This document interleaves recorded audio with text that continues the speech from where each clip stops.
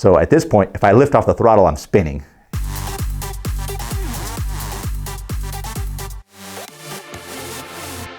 I want to say this as a public service announcement more than anything else, because there is a way to handle the getting pulled over. Firstly, when we get pulled over, we probably deserve it, right? But I'll tell you, I have, and I hesitate in saying this because I don't want to jinx myself, but I have a knack for getting out of tickets. And I've got a couple of friends who are lucky charms in that regard. But in general, you have to just show respect to the officer. I mean, think about it from their perspective. They have no idea who they just pulled over. And as they're walking up, they don't know what's going to happen. It could be a parolee that doesn't want to go back to jail. It could be whatever. And so the more you show these folks respect, the more likely it is that you're going to get out of a ticket. At the end of the day, do they really want to write a ticket for somebody who is speeding a bit? I don't know. If you're going to be a dick, they probably do. If you're going to be cool, you'll probably get out of it. So this is what you do, folks. And I'm not saying this as like, oh, this is how you beat the system. This is how you show these guys respect. When I get pulled over, first thing I do is shut the car off. All the windows come down. All the interior lights come on. Car gets shut off. As I said, the keys are on top of the dashboard where they're clearly visible to the police officer, and both of my hands go right to the top of the wheel. We know when you drive they're at 9 and 3, right? But when you're getting pulled over, they're right up here. Officer comes up to the window. I apologize when he asked me, do you know what you got pulled over for, or whatever it might be. I said, you know what, I think it might have been that I might have been speeding, or whatever the case might be. Just be honest. They know that you were speeding. And then when you're asked for your license and registration, I always say, my registration is in the glove box, my license is in my pocket, do you mind if I reach for it? The second you say that, they realize A, that you have respect for their job and you know that it's a tricky thing to do. B, that you're probably in law enforcement or you know somebody in law enforcement, so they're curious. And that's usually the question I get back. Not always, but sometimes I'll be like, are you in law enforcement? You have family in law enforcement? For me, that opens the door to say, no, sir, but you know, I do work with some special forces on driver training and da-da-da-da. It's almost like there's a kinship there, like you're helping our kind of a thing. So just be respectful. And if you don't have warrants for your arrest and you weren't being a complete idiot on the road, you're probably going to get out of a ticket. So one of my lucky charms is one of my best friends and my college roommate, a guy named Franz von Holzhausen, who is chief designer at Tesla, one of Elon's right-hand guys. The guy, by the way, has never drawn an ugly car in his life. Model X may be accepted, but super talented car designer, ridiculous. One of the most talented guys to graduate from Art Center. So I've gotten pulled over a lot with Franz. When we were roommates at Art Center, we'd get stopped a lot because while I was studying car design at school, I was also racing, as I mentioned earlier, going through the Jim Russell Racing School program, and I had a 5-liter Mustang that was all tuned up. Late at night, after finishing a project at 2 or 3 in the morning, I would get in my car and I'd go to the hills of Pasadena. Again, don't do that, please. And I would go practice, which I know is like the dumbest thing on the planet, but that's what I would do. I didn't have the money to afford a test day. I had the season for free, but no test days for free, right? When I won the graduate runoff. So I would go practice in the hills in the middle of the night when nobody was out.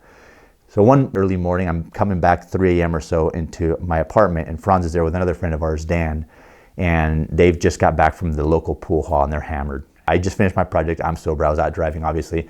And I walk in, they're like, what were you doing? And I said, I was just running my route. And I had a route and running my route in the hills. Let's go back out. You got to take us out. So I guess my better judgment, what am I going to do? We go back out. We're racing around. And I'll never forget this. We're now coming back from the route, which was up in the hills. And we're downtown. And I'm still feeling the adrenaline going, which is bad move.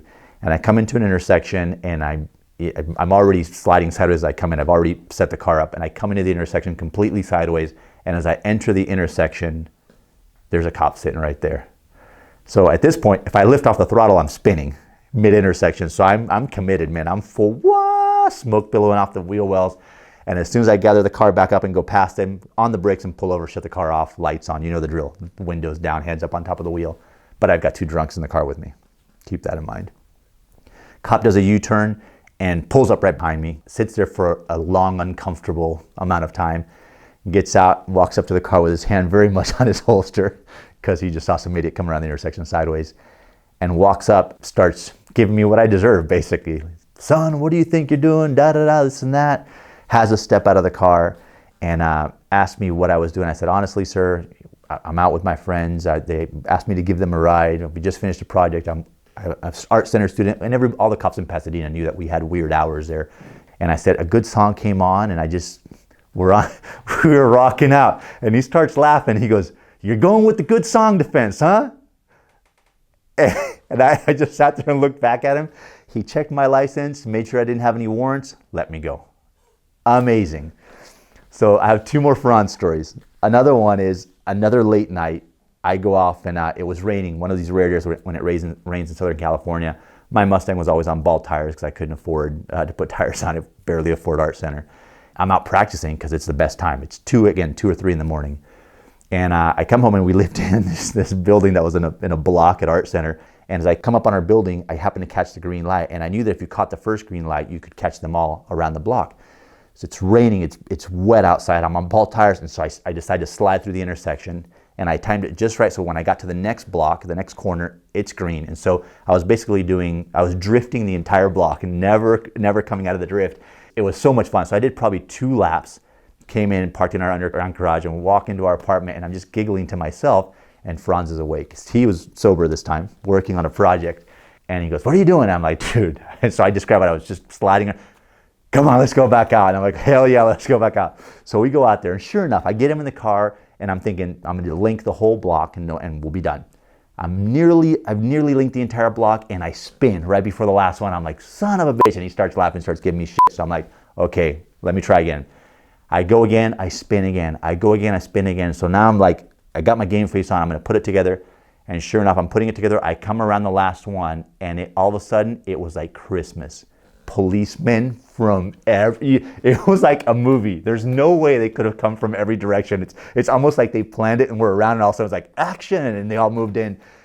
I was sliding sideways and I see police lights in the mirror. I'm like, oh God. And so I correct and I pull over right away, and they came from everywhere and surround us. Both of us out of the car, walk backwards. So they separate us, trying to get our stories straight. Believe it or not, didn't get a ticket. And I remember the first cop came, he's like, "Son, do you think this is your personal racetrack? We've gotten calls. You've been out here for 20 minutes. It was probably 20 minutes, but just dumb. What are you doing? And it was a loud car. It's just stupid, but I got away with it. That was awesome. And my last Franz is my Lucky Charm story. Once a year, the car designer community in Southern California get together at one of the studios. Typically, I don't know if this is happening actually lately. They do have like a Cars and Coffee, but it's all car designers, and you bring your cool car. Car designers tend to be working on cool, sometimes funky things.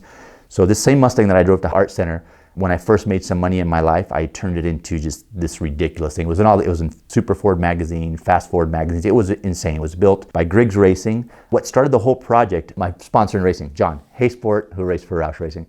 I got a birthday present for you. You can have 500 horsepower for free, or you can have 700 horsepower for $5,000. I'm a starving student. I'm like, I like 500 horsepower for free $99. 2 weeks later, I get a crate engine from Roush, a development engine from Roush Racing, 351, built. This is before Roush was making street cars, right? So I have this Roush motor. My Mustang had been parked at a friend's desert sort of graveyard for a couple of years. It was a rat trap, but that started it. So I restored it, Griggs Racing up in Sears Point Raceway, built the car. It was basically kind of like a World Challenge spec car, but street legal. Still had Florida plates on it. It was a beast, put it that way. 2,900 pounds. It ended up nearly 600 horsepower, Tremec 6-speed, big bear brakes, carbon fiber, everything. And so I'm at this car show with my car. Franz is there. He was director of design at Mazda. This is just before he went to Tesla. He goes, "Dude, for old time's sakes, you got to take me for a ride." And we used to call my car the Boss. You got to take me for a ride in the Boss. So we go out and I take him for a ride. And this Mazda's headquarters, design headquarters, on a street in Irvine called Red Hill. And Red Hill's 2 or 3 lanes on either side, big open avenue.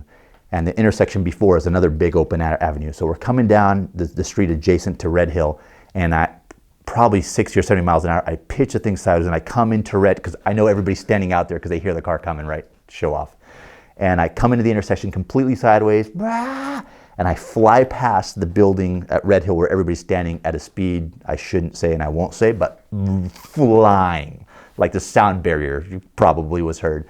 And as I do that, I look in the mirror, and as soon as I look in the mirror, I see like the roof number on a police car, because the guy's on his brake so hard. So this guy, when we came through the intersection, saw us, turned his lights on, ran the light to get behind us. And so as soon as I flew past the crowd, I lifted off the throttle, I start slowing down, I look in the mirror, and I see the guy slowing up behind me. I'm like, I'm going to jail. There's no way I'm getting out of this one. So I instantly turn on my turn signal, pull over, go down the street, and pull over on the side. Cop comes up, and it was that typical, "You think this is your personal racetrack?" I've gotten that a lot.